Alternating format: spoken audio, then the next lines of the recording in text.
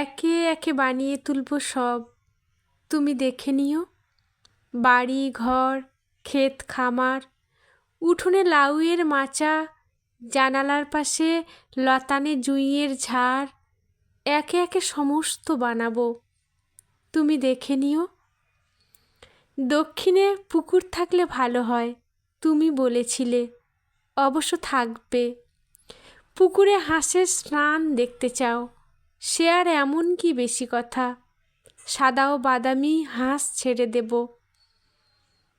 যা চাও সমস্ত হবে, একই সঙ্গে হয়তো হবে না, কিন্তু একে একে হবে।